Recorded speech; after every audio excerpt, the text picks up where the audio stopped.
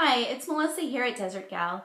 So the other day, I believe I mentioned in a video that I would come back and do a video on walking by faith.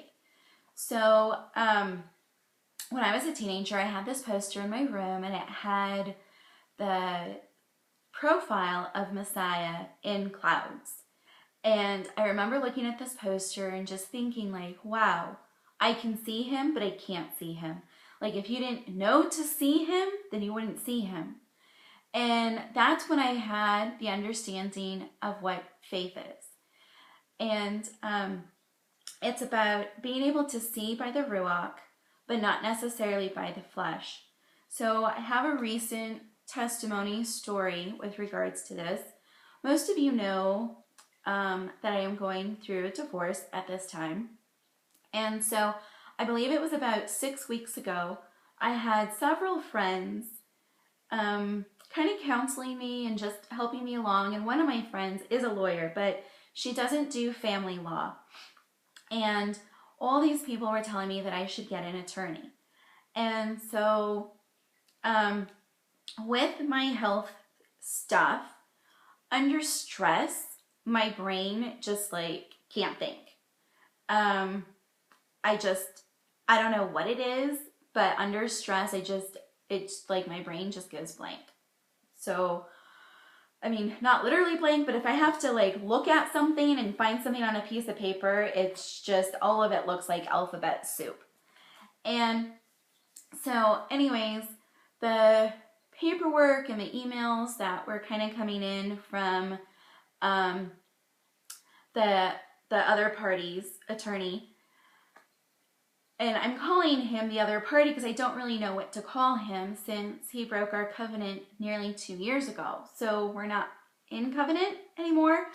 I'm just waiting for my certificate of divorce, basically. So anyways, I guess I'll just call that person the other party for now. I don't know.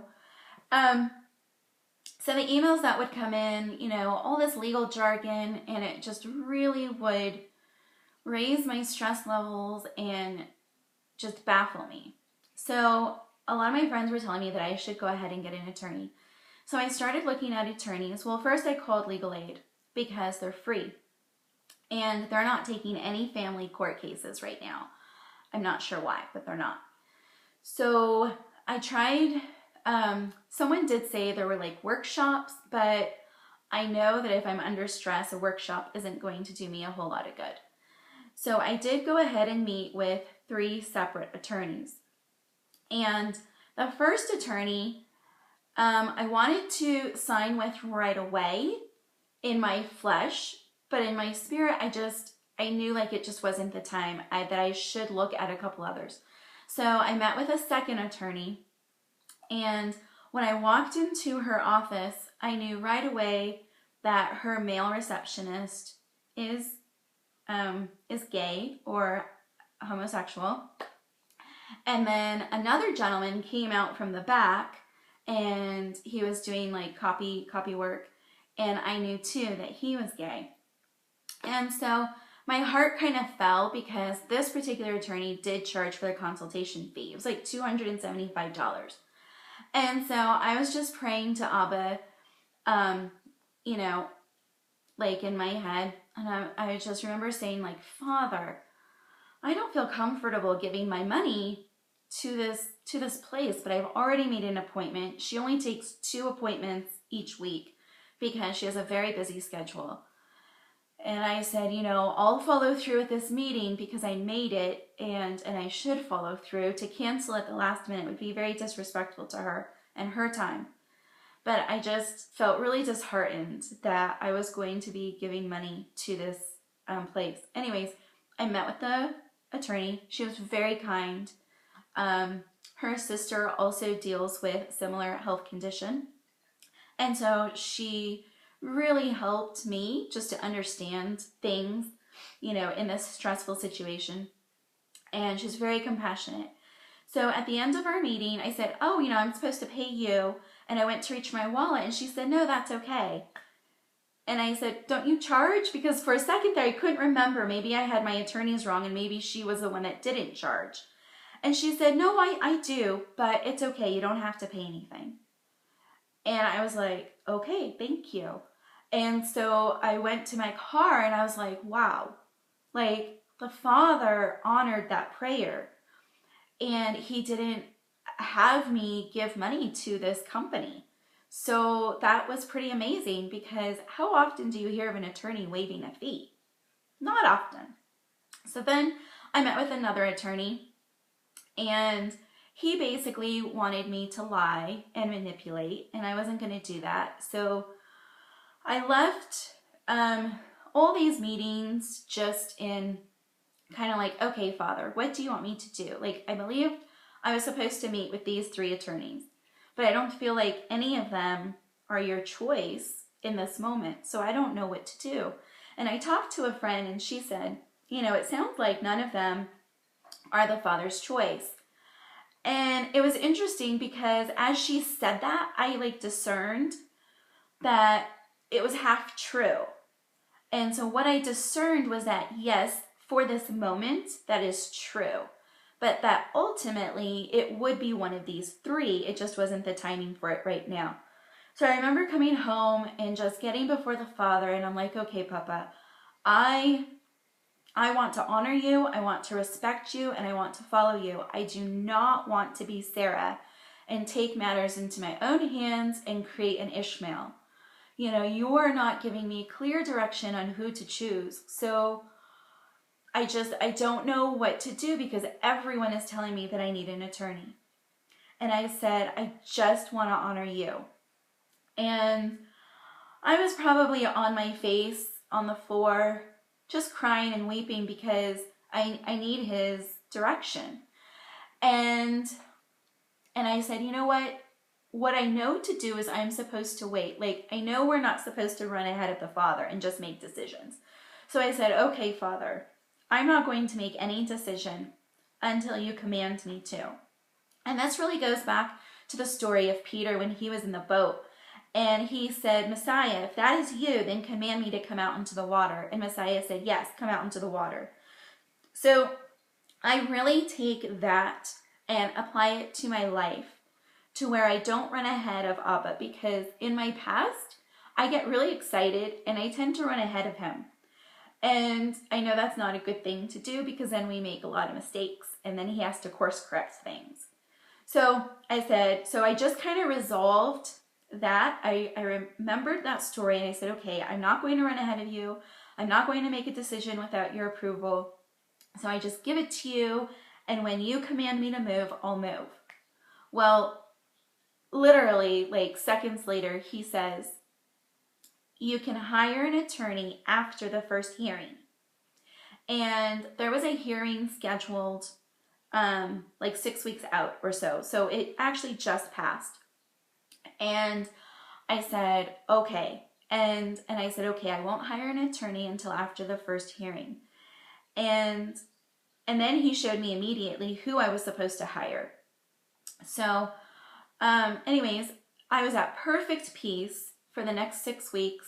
And then the hearing came, and my father did come with me to the hearing. And in the hearing, I am glad my dad came with me, because there was a paper that had like the room number on it, and I could not find the room number for the life of me. Like, I just couldn't. The stress was just affecting me cognitively. And so thankfully my dad came and was able to help me to get me to the right room.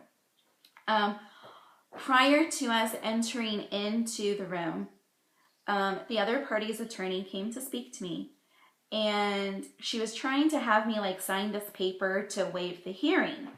On top of that, the day before, I had received an email from her, again, asking me to sign this paper to waive the hearing. And I knew that I was not supposed to waive the hearing, there's Chloe, because the father had said you can hire an attorney after the hearing. So I knew Abba wanted me to go through with the hearing.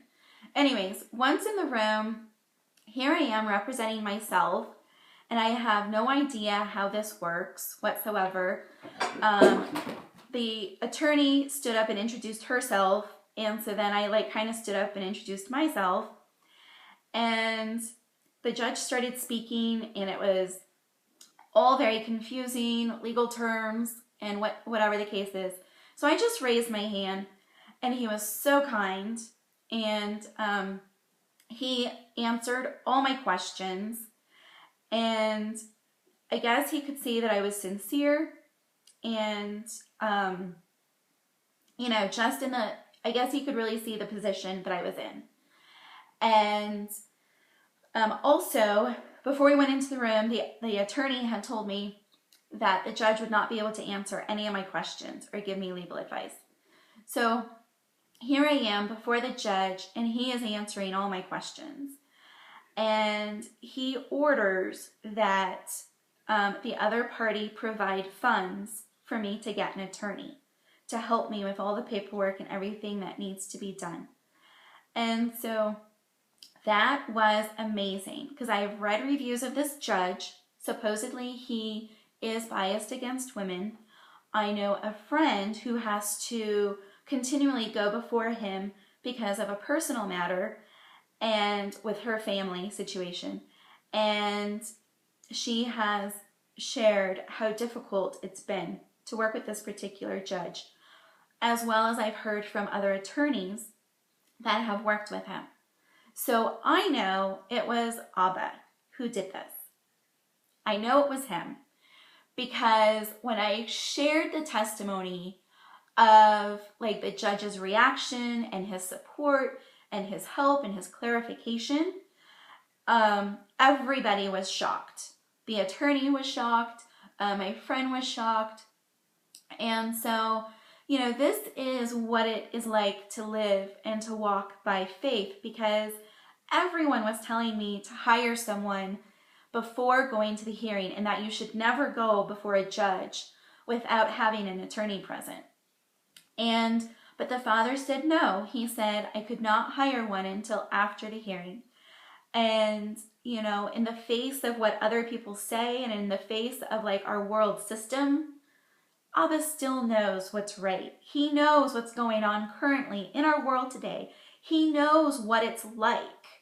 So it's not like the father is trying to apply old-fashioned knowledge to a modern society.